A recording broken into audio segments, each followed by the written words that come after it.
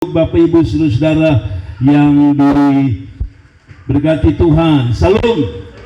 Sekali lagi, lebih keras lagi, salam. Saya suka ibadah pagi hari ini. Hadirat Tuhan begitu kuat ya, kita rasakan dan sangat saya menikmatinya. Saudaraku yang diberkati Tuhan, saya tiba-tiba beberapa hari yang lalu mendapatkan seperti ada kesan di hati saya untuk menyampaikan sebuah kebenaran firman Tuhan yang akan membawa kita untuk bisa mengerti firman Allah dengan baik. Dan minggu ini kita akan bicara tentang satu tema, tawar hati. Saya akan bicara tentang satu tema, yaitu tawar hati. Kita akan belajar dari satu ayat, yaitu Yosua pasal yang ke-1 ayat yang ke-9. Yosua pasal yang ke-1 ayat yang ke-9, saya coba baca untuk saudara sekalian. Yosua pasal yang ke-1 ayat yang ke-9. Saudara bisa buka di Alkitab masing-masing. Kelihatannya kita punya LCD sedikit persoalan, komputer kita sudah tua jadi banyak persoalan. Tapi mari kita lihat Yosua pasal yang ke-1 ayat yang ke-9. Kalau saudara sudah dapat, kita baca sama-sama. 1, 2, 3. Bukankah telah kuperintahkan kepadamu, kuatkan dan teguhkanlah hatimu, jangan kecut dan tawar hati, sebab Tuhan Allahmu menyertai engkau kemanapun engkau pergi. Sekali lagi, Yosua pasal yang ke-1 ayat yang ke-9. Bukankah telah kuperintahkan kepadamu, kuatkan dan teguhkanlah hatimu, jangan kecut dan tawar hati, sebab Tuhan Allah menyertai engkau kemanapun engkau pergi. Jadi tema kita pagi hari ini adalah tawar hati. Saudaraku yang diberkati Tuhan, tema kita adalah tawar hati. Apa itu tawar hati? Sebenarnya tanpa membuka kamus pun kita sudah tahu apa itu tawar hati. Tawar hati itu apa, saudara? Banyak kali kita bisa menyebutkan ya, tapi kadang-kadang kita sulit mendefinisikannya. Tawar hati itu kalau menurut saya sederhana. Kalau saudara lihat air sumur ya, air sumur yang kita minum rata-rata disebut dengan air tawar. Air tawar artinya apa? Air yang tidak rasa apa-apa gitu. Jadi kalau kita gabungkan antara tawar hati, berarti ada dua kata, tawar dan hati. Berarti kalau kita gabungkan tawar tadi adalah tidak rasa apa-apa, maka kalau kita gabung dengan hati, maka jadinya tawar hati adalah hati yang sudah tidak rasa apa-apa.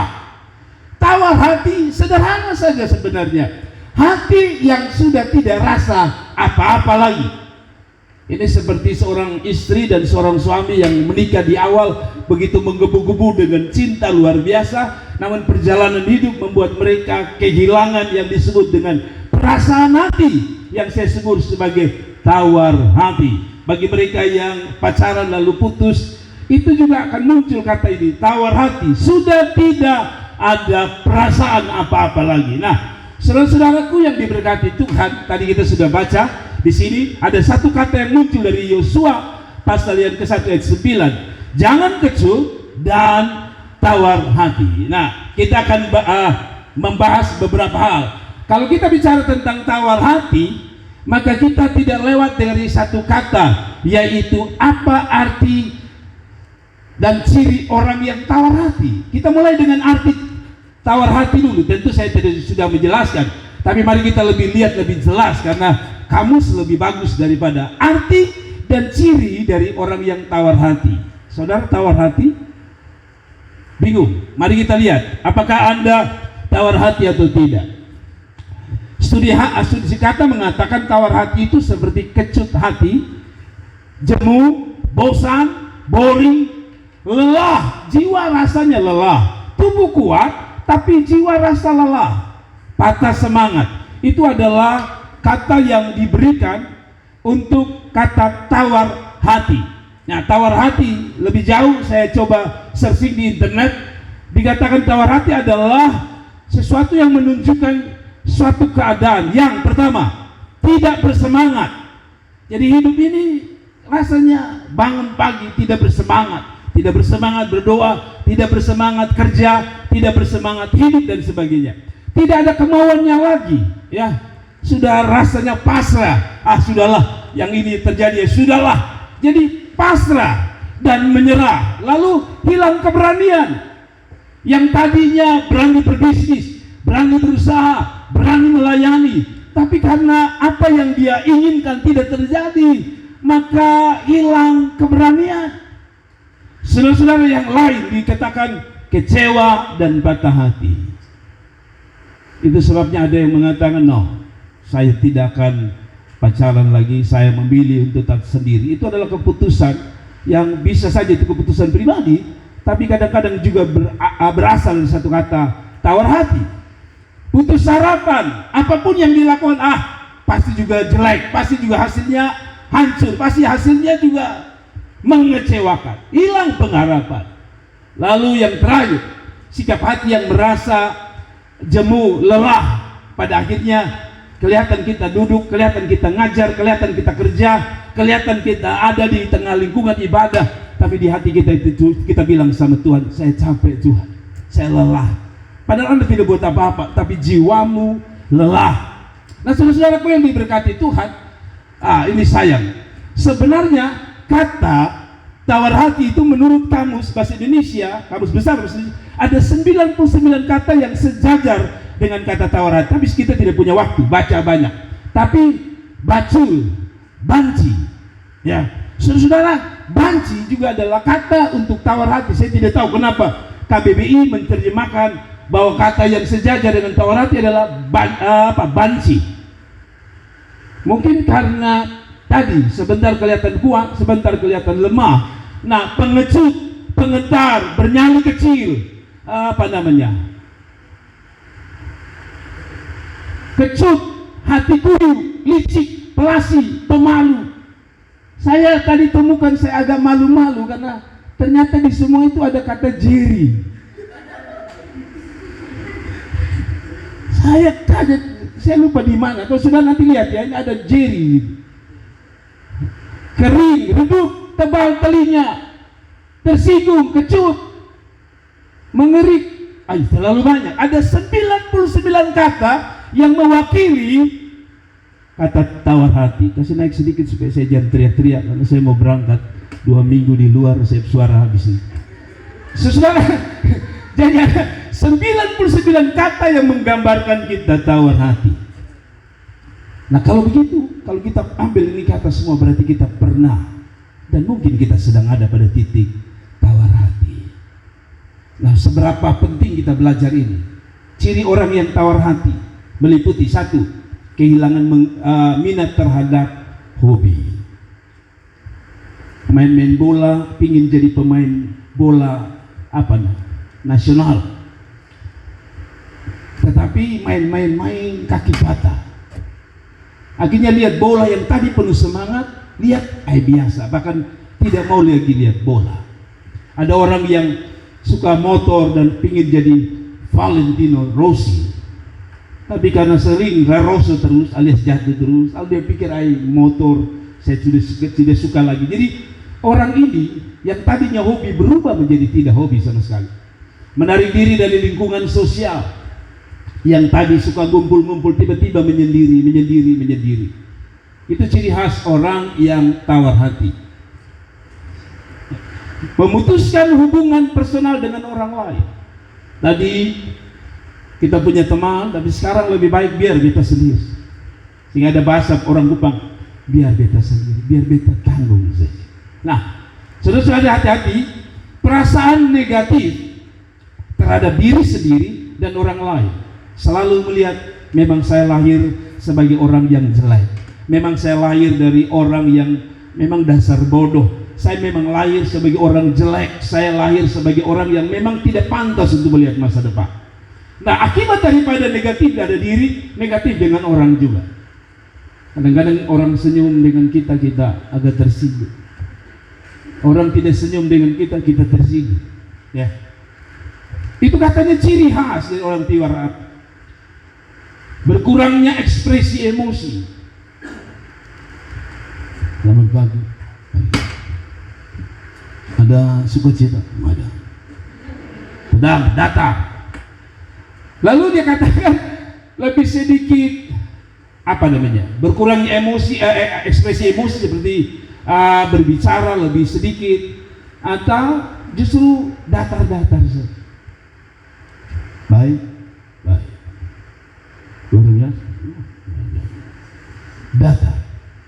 Ada orang-orang yang saudara akan temukan model begitu. Kemungkinan saudara masuk kategori tawar hati. Ada amin? Banyak tawar hati. Amin. Katanya kalau orang tawar hati datar saja. Sekali lagi, ada amin? Ada amin? Wow, berarti sudah tidak ada lagi. Puji Tuhan. Berarti kalau sudah tidak ada lagi, kita tidak perlu khotbah tawar hati. Nah, saudaraku yang diberkati Tuhan, mari kita lanjut. Nah, saudara yang kedua, penyebab tawar hati. Kita harus tahu penyebab tawar hati itu apa? Banyak. Kalau saudara tarik, banyak. Kita punya latar belakang yang berbeda. Tapi menurut saya seperti ini. Pertama, orang tawar hati itu karena trauma masa lalu. Orang yang pacaran berulang-ulang gagal, selalu tawar hati. Orang yang bisnisnya baru buka kios 2 hari tutup, tawar hati.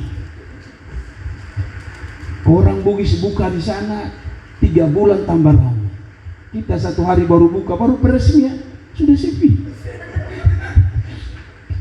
Nah, pengalaman masa lalu membuat kita kayaknya saya bukan di situ. Ini bukan hanya terganggu untuk saudara-saudara yang ada di bidang sekuler. Kami para pelayan Tuhan juga bisa membangun pelayanan di GCI Nazaret. Saya harus jujur, saya ada di titik ini. Saya pernah ada di titik ini, merasa bahwa saya punya masa lalu yang lahir dari anak yang bodoh, yang tidak bisa apa-apa. Jadi setiap kali saya ketemu kendala, selalu saya lihat ke belakang. Saya memang bukan siapa-siapa. Yang kedua, trauma masa lalu, pengalaman masa lalu. Jadi kalau trauma itu sudah lebih tinggi dari pengalaman ya. Kalau pengalaman masih bisa dia bangkit, tapi kalau sudah trauma itu susah. Kita mau nasihat apapun, dia bilang. Kita bilang, kalau kelapa, usaha kelapa tidak bisa. Usaha parut kelapa. Kalau orang yang hanya pengalaman dia masih mau, tapi kalau orang sudah trauma susah. Tidak tercapai tujuan yang diinginkan. Pengen jadi tentara, Hansi pun tidak. Kalau kita merasa,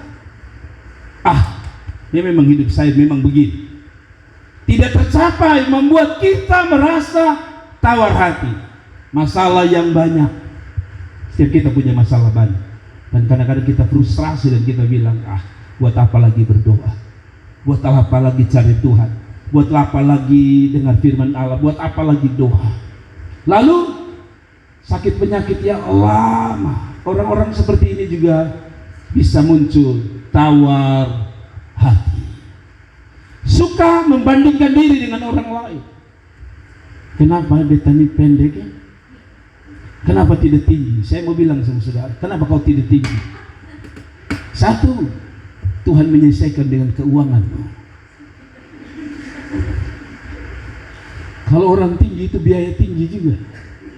Kain yang diperlukan panjang. Kalau saudara cukup dengan anak SD kelas 6 ya sama lah. Cobalah pikir positif supaya Anda tidak tawar hati. Ada amin?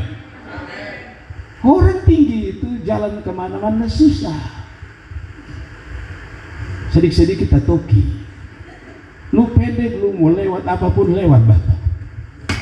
Selalu pikir yang positif supaya Anda tidak menjadi tawar hati. Ada amin? Suka banding-banding.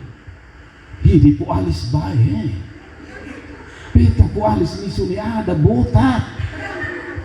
Tak usah banding. Biarkan dia punya alis model apa. Kemarin saya jalan dengan Ibu Lin dengan istri saya. Lalu saya lihat ada bulu mata. Saya bilang, Ibu Lin, lihat dong, saya taruh bulu mata di sini. Bulu mata perempuan. Wah, itu luar biasa. Atap rumah itu, teras itu kalah. Hujan pun lewat. Nah, kadang-kadang kita lihat itu satu puan bulu mata bagus sih. Beta punya ini susterika juga tidak lekung, dia lurus saja. Ya susah, tak usah. Ah, susah lah. Katanya suka banding-banding. Kenapa dia sukses, saya belum. Kenapa dia luar biasa, saya biasa-biasa. Bisa membuat orang tawar hati. Ingat, karunia kita beda-beda. Saya harus jujur, Ibu Tri ada di sana. Kita harus jujur bahwa dunia pendidikan Indonesia telah gagal. Kenapa? Karena selalu mereka yang punya otak brilian yang pasti disanjung. Padahal manusia ini punya tipe yang berbeda-beda. Itu sama seperti begini. Ada orang pintar nyanyi di sini, lalu saudara bilang hebat. Atau dia sendiri bilang saya paling hebat. Lalu saudara tidak menyanyi, apa tidak hebat? Tuhan mengaruniakan orang itu katanya punya kepintaran masing-masing. Satu ada yang kepintaran otak. Satu kali guru terangkan X kali Y kali D kali semua, dia isi dengan cepat. Satu bilang gini, lu perhatikan Bapak ya. 1 tambah 1 kali 2, mengerti? Tidak. Ada orang yang otaknya brilian, tapi ada orang katanya dia punya kepintaran emosional. Saudara lihat ada anak-anak bodoh, tapi kalau saudara datang bilang, selamat pagi om, apa kabar? Padahal di sekolah bodohnya minta. Itu disebut kepintaran emosional. Ada yang talentanya luar biasa. Salah satu orang yang dianggap bodoh adalah siapa? Einstein. Saudara tahu Einstein? Tahu Einstein? Itu maka padahal Einstein adalah orang yang jenius, pintar, yang menemukan banyak hal. Tahukah Einstein di dalam kehidupannya? Einstein pernah dipecat dari sekolah gara-gara dianggap sekolah paling bodoh. Anak bodoh. Ketika dia dikeluarkan, orang tuanya baca. Lalu Einstein tanya, itu apa tuh mama? Mamanya Einstein bilang, katanya sekolah menganggap kamu terlalu pintar sehingga mereka tidak berani mengajar kamu. Einstein senang sekali, padahal sulit. Ternyata Einstein jadi orang yang luar biasa. Ada amin. Kadang-kadang saya juga terpengaruh dengan kata-kata ini. Orang-orang pintar. Saudara lihat, di samping rumah saya dulu, maaf kalau saya sebut, kalau ada keluarganya dengar, saya tidak bermaksud apa-apa. Tetangga saya orang itu orang Flores, namanya Moat. Orang tua, jago perbaiki mobil segala jenis, Moat. Tapi kalau saudara selidiki, Moat itu tidak sekolah, alias buta huruf. Tapi saudara tahu mesin baut sekecil apapun dia tahu. Itu yang disebut kepintaran tersendiri. Karena itu saudara-saudara jangan pernah iri dengan siapapun. Amin. Selalu saya bilang, kita sudah terbanding dengan hitam dan putih. Hitam itu jelek. Kayak siapa? Kayak yang ketawa tentunya. Kayak saya misalnya, putih itu identik dengan cantik, baik, dan bagus. Tapi Anda harus tahu logika saya, yang paling gampang kotor itu warna apa? Sekali saja ada titik hitam, Anda terganggu mata. Kalau hitam itu anti kotor. Karena itu kalau ada istri dapat suami yang hitam, bilang anti kotor bapak. Tapi saya mau bilang kok, sebenarnya kita tidak perlu iri. Saya masih ingat zaman saya dulu. Rambut saya masuk dalam kategori orang gue bilang rambut air. Tahun-tahun itu ada namanya gaya pansrok. Dia pun keriting hanya di sini, mujizat. Pinggir lurus tapi sini keriting. Rupanya saudara tahu itu ada dua. Satu mereka krel dia apa? Bukan krel apa? Roll ke apa? Laki-laki. Jadi di sini keriting, sini lurus. Saya ingat saya punya teman itu begitu. Tiap bulan dia lurus kembali, roll lagi. Lalu yang kedua, rambut saya ini tipe, kalau saudara lihat saya masih kecil, foto-foto saya, rambut saya ini berdiri nantang Tuhan. Tidak bisa tidur, tidak pernah bisa tunduk, lu kasih apapun. Sehingga satu waktu saya menemukan yang namanya tanco hijau. Dia takluk di bawah tanco hijau, rata. Tapi walaupun tanco hijau, kalau dipotong pendek tetap dia tegak berdiri. Saya lihat itu orang-orang yang rambut agak gelombang, dia sentuh saja begini, itu rambut langsung tidur begini. Saya punya, dulu zaman dahulu tuh harus kucak-kucak dulu untuk supaya bisa dapat tarik ke muka. Lu kalau tarik ke muka lu paling top zaman ini.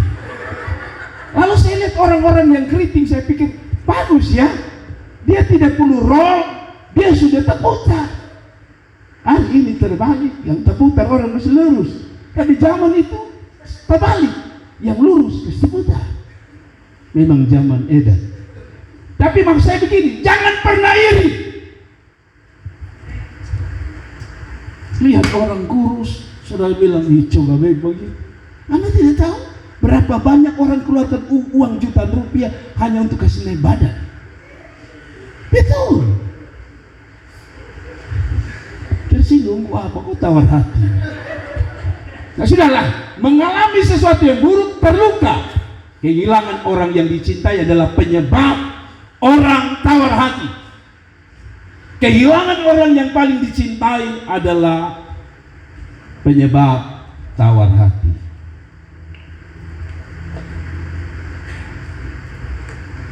Saya kalau lihat yang muda-muda ini, belum ada laki, belum ada bini, tapi muka tawar hati.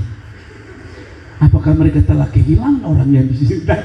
Saya bingung. Tapi sudahlah, mari kita mulai masuk begini. Saya mau saudara masuk kedua. Akibat kalau begitu, apakah bahaya tawar hati? Sampai Tuhan pesan kepada Yosua, jangan kecut dan jangan tawar hati. Berarti kan dia bilang jangan, berarti ada dampak negatifnya.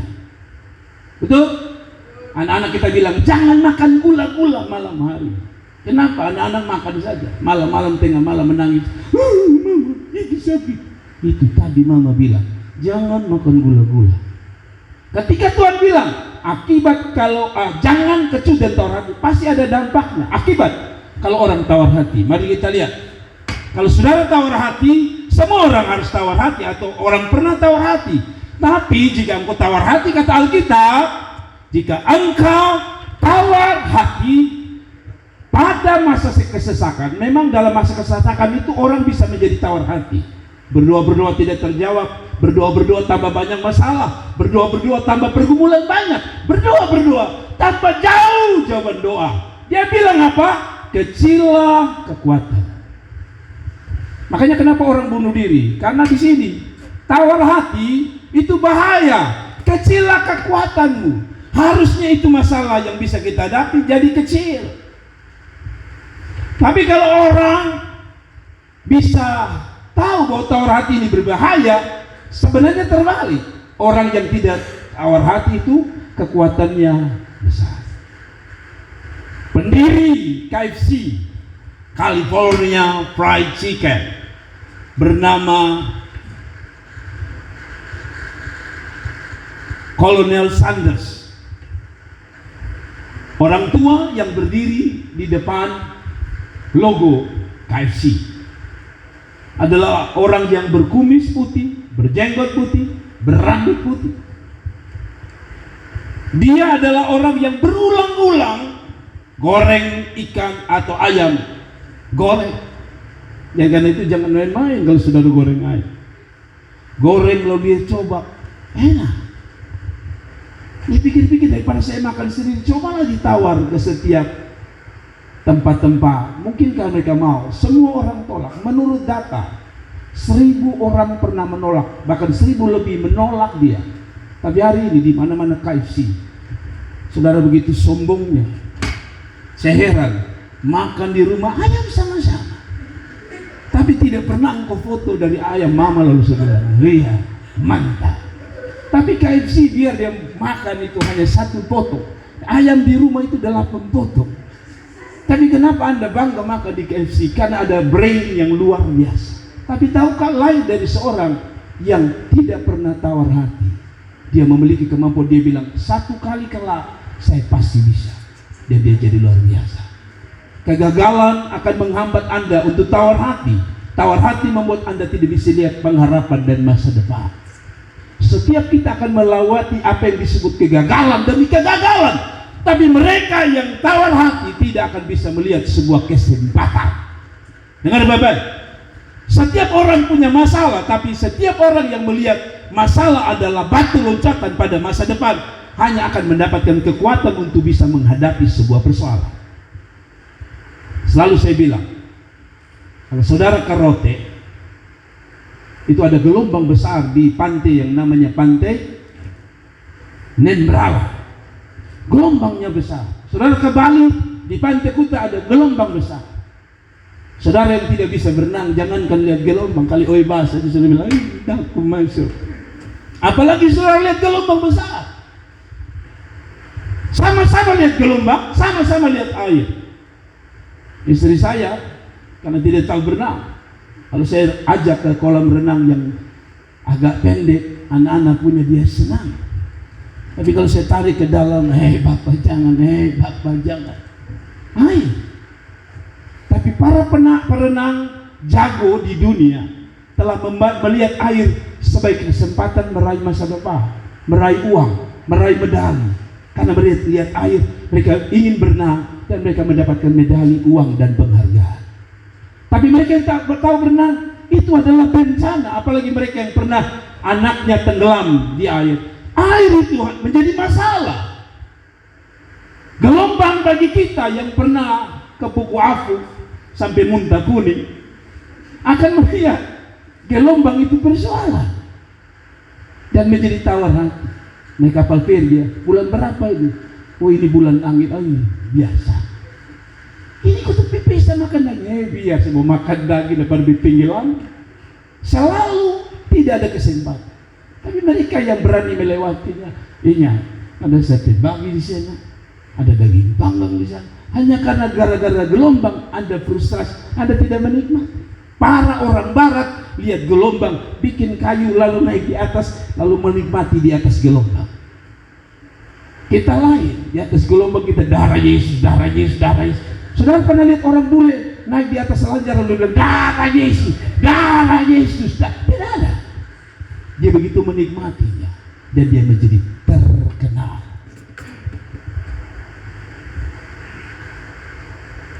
Betapa bodohnya kita. Sedikit-sedikit takut, sedikit-sedikit kembali pada masa lalu. Dia bilang apa? Kecillah kekuatan. Tidak heran saudara gampang frustrasi, tidak heran gampang putus asa, tidak heran sedikit-sedikit mau menyerah. Kenapa? Karena tawar hati. Mari kita lanjut. Saudara, akibat tawar hati, katanya orang yang tawar hati itu berhubungan dengan sakit penyakit. Kalau sudah tarik beberapa minggu lalu, cemas, bingung, semua itu salah satu tawar hati. Lambung naik itu bisa dari tawar hati.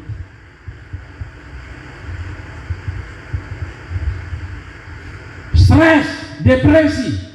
Kalau stres saja baik, masih omong-omong sedikit. Kalau sudah depresi, dengan batu juga dia omong, dengan pohon juga dia omong, dan siapapun, apapun dia omong. Frustrasi, kehilangan semangat hidup. Saudara ada di titik ini, kemungkinan saudara sedang tawar hati. Kehilangan masa depan adalah salah satu bentuk daripada tawar hati. Tadi sudah dijelaskan panjang lebar. Yang paling berbahaya, tawar hati bisa kehilangan iman. Ini yang paling bahaya. Saya pernah jelaskan di sini, ada seorang pengusaha di kota ini yang setiap saat sumbang gereja, ikut ibadah. Cucunya mati ketika dia berdoa setiap saat, setia gereja. Tapi dia tidak lihat jawaban Tuhan, cucunya mati. Tawar hati, imannya hilang, tinggalkan Tuhan. Wow, jangan main-main dengan tawar hati. Tawar hati itu pada puncaknya kita bisa kehilangan iman. Dan kalau kita kehilangan iman, kita bisa kehilangan Tuhan.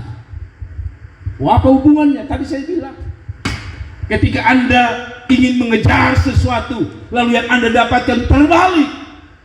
Seperti istri Ayub yang berkata, buat apa percaya Tuhan? Jadi hati-hati. Tawar hati itu bukan hanya mengecewakan atau kecewa pada diri, pada orang lain, kan bisa pada Tuhan Allah. Kita rasa kita sudah kerja dengan baik, kita sudah ikut prosesnya dengan baik, tapi hasil yang kita dapat tidak adil. Hasil yang kita dapat tidak seperti yang kita mau. Kita jadi kecewa. Yang tadi kebaktian 1 minggu 4 kali, turun 3. Dari 3 turun 2. Dari 2 turun 1. Dari 1 akhirnya tak mau lagi sama sekali. Ini bukan hanya berlaku untuk saudara. Saya mengenal beberapa hamba Tuhan yang hari ini tidak lagi mau melayani Tuhan. Kenapa? Karena di tengah pelayanan anaknya meninggal, istrinya meninggal, hidup dalam kemiskinan. Tapi sekali lagi, bagi anak Tuhan, nanti kita lihat bagaimana cara supaya kita jangan tawar hati. Tapi saudara lihat, tawar hati itu bahaya. Bilang samping kiri kanan, tawar hati itu bahaya. Kuat, tawar hati itu bahaya. Nah, 4. Kalau begitu kita sampai pada puncaknya, cara untuk mengatasi tawar hati. Apa itu? Cara mengatasi rasa tawar hati. Setiap kita pernah ya. Kita akhirnya tidak mau lagi doa. Doa itu sama sebab pendeta. Terus doa tahun-tahun juga hasil begini. Nah, lihat, pertama caranya adalah datang pada Tuhan atau dekat dengan Tuhan. Tidak ada cara lain. Pengharapan kita pada Tuhan. Bagaimana? Kita sudah harap juga toh tidak terjadi sesuatu. Tetap datang pada Tuhan, dekat pada Tuhan. Terima kasih buat yang amin. Yang tidak amin, biarkan dia tawar hati Tuhan sampai Tuhan datang. Namun, saudara ini, Amsal 18 ayat 10. Namun Tuhan adalah menara yang kuat. Kesanalah orang benar berlari dan menjadi selamat. Saya tahu Anda punya persoalan. Saya tahu Anda punya pergumulan. Saya tahu Anda punya mimpi yang belum tercapai, yang mengecewakan, yang membuat Anda tawar hati. Saya tahu bebanmu berat, persoalanmu berat. Saya tahu bahwa hidupmu tidak gampang. Itu membuat engkau bisa ada pada tawar hati.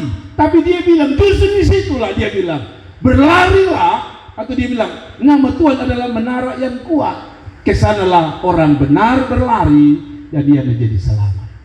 Yakinlah di dalam Tuhan masih ada jawaban. Kasih tepuk tangan untuk Tuhan. Yakinlah, dia bilang, lari pada Tuhan, bukan lari pada manusia. Ada amin. Anda lari pada pendeta, gembala, sidang, juga manusia yang punya persoalan dan masalah seperti saudara. Larilah pada Tuhan. Sekali lagi, larilah pada Tuhan. Anda datang 2 kali, saya masih terima mungkin. 3 kali orang lain masih terima. 4 kali orang masih terima. 5 kali orang mulai bosan dengan Anda. Tapi Alkitab berkata, seberapa banyak pun datang pada Tuhan, Tuhan tidak pernah meninggalkan saudara. Dia selalu terbuka tangan dan berkata, marilah kepadaku semua yang letih lesu dan berbeban berat. Waktu tawar hati, jangan lari di mana-mana saudara. Apalagi hanya lari di diskotik, goyang-goyang sebentar, keringat keluar, tenaga keluar, lalu tidur, besok pagi persoalan tetap ada. Tapi lari pada Tuhan, dia jawaban yang pasti. Kasih tepuk tangan untuk Tuhan. Lari pada Tuhan adalah jawabannya. Yang berikut, ini saudara tidak bisa baca ya dari jauh. Ada yang bisa baca dari jauh. Jadi begini, Perang Dunia Kedua, orang kelaparan, orang susah, lalu karena terlalu susah, biasanya kalau musuh itu kan ditawan. Tapi kalau musuh ditawan, maka musuh harus dikasih makan juga untuk bisa kerja bantu mereka.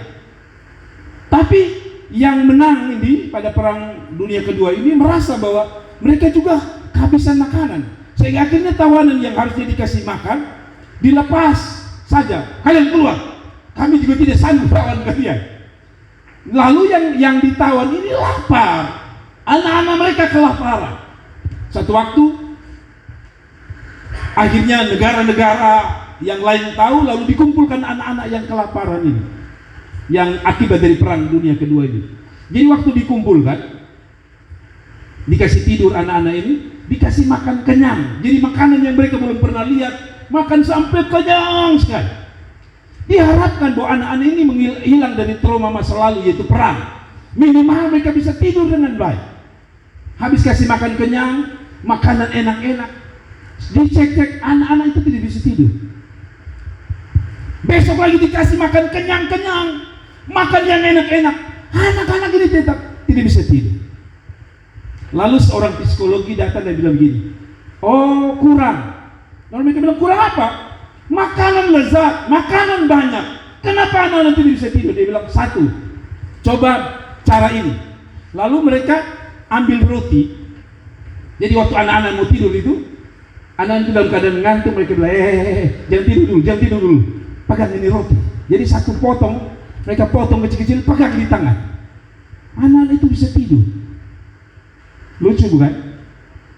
Jadi anak ini kenyang, tapi tetap sebelum dia mau tidur itu dikasih roti di tangan kanan, di tangannya. Dan anak-anak itu semua tidur lelap. Setelah dicek ternyata satu, anak-anak itu bisa tidur karena mereka berpikir masa lalu itu, ini hari ada makan, besok tidak. Dengan cara pegang ini roti, anak-anak itu berpikir gini, kalau besok masih ada di tangan saya. Itu gambaran Tuhan. Memang kelihatannya tanpa pengharapan, tapi yakinlah bahwa di tangan kita ada tangan Tuhan yang menggenggam kita. Kalau roti yang sederhana bisa membangkitkan iman para anak bahwa oh ada makan, kami tidur besok pagi ada makan ini.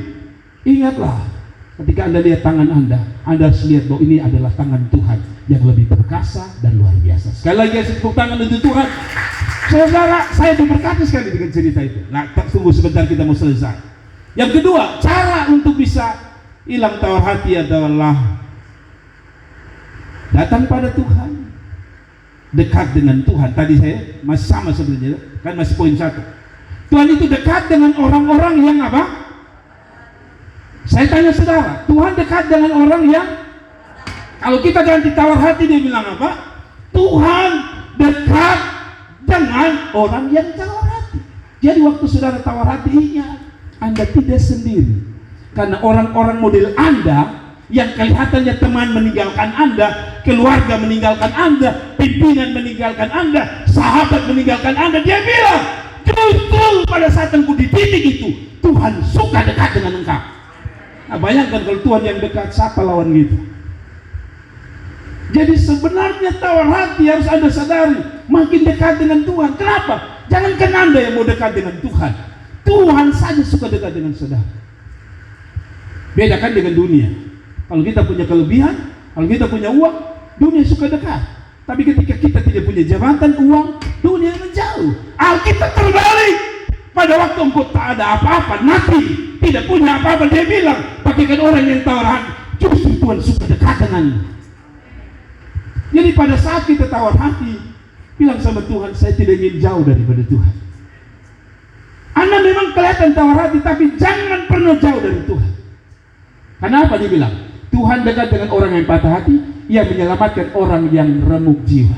Orang yang tawar hati itu kan selalu sedih, selalu nangis, selalu rasa susah. Tapi dia bilang, dia dekat dengan orang yang patah hati, orang yang tawar hati, sekaligus orang yang remuk jiwanya. Mungkin Anda tidak nangis di depan orang karena Anda malu. Mungkin Anda tidak bisa nangis karena Anda gengsi, Anda seorang laki-laki. Tapi Anda bisa nangis di bawah kaki Tuhan. Dia tidak mengejek saudara, cengeng. Kadang-kadang saya bilang sama anak saya minta maaf, saya pakai kata banci ketika mereka nangis. Sebenarnya saya mau bangun spirit bahwa hidup ini sukar. Kita memang harus nangis, tapi nangis paling bagus adalah di kaki Tuhan. Saya sering ajar mereka, kalau bisa nangis itu jangan nangis karena putus pacar, jangan nangis karena tidak punya makan. Nangislah ketika engkau datang pada Tuhan. Kenapa? Saudara nangis pada manusia, paling dia bilang, kasihan dulu gemuk sekarang kurus. Dulu hebat, sekarang kasihan ya model begitu. Hanya bilang kasihan, tapi Tuhan bukan sekedar kasihan. Dia bertindak dan dia melakukan sesuatu yang terbaik bagi hidupmu. Haleluya, amin. Saudara, yang kedua dia katakan, berharaplah pada Tuhan adalah cara untuk mengatasi rasa tawar hati. Berharap pada Tuhan. Mengapa Anda tawar hati? Karena Anda harap pada manusia, karena Anda harap pada hartamu, karena Anda harap pada kekuatanmu. Tapi bilang, aku berharap pada Tuhan. Yesaya 26 ayat 3 bilang apa? Jangan kecut dan tawar hati. Sebab apa? Tuhan Allah menyertai engkau kemanapun engkau pergi. Kalau Tuhan itu, dia bilang kemanapun engkau pergi, dia pergi, atau dia menyertai kemanapun engkau pergi, berarti ada satu kata, andalkan Tuhan. Andalkan Tuhan.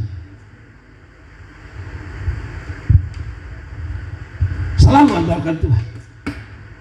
Kalau tidak, berat. Hidup ini berat.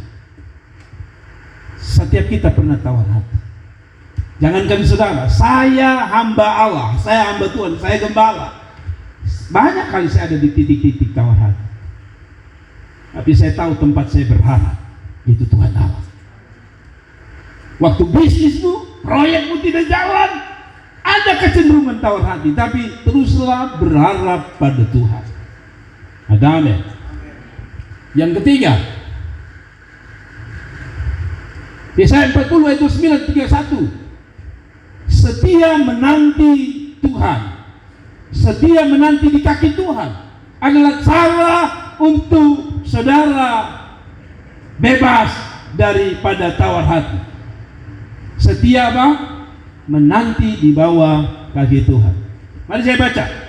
Dia memberi kekuatan kepada yang lelah. Tadi dia bilang salah satu akibat daripada tawar hati adalah lelah. Mungkin engkau tidak lelah karena fisik, tapi jiwamu lelah. Dia bilang, dia memberi kekuatan kepada yang apa? Lelah. Yang kedua, tadi dia bilang orang yang tawar hati itu hilang semangat hidup.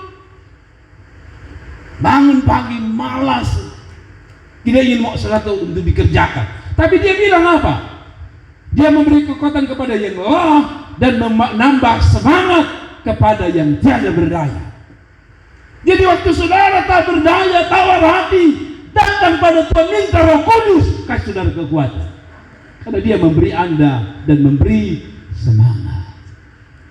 Waktu kami kuliah dulu ada satu kata yang kami senang dari setiap kami. Kami satu kelas punya satu moto, semangat.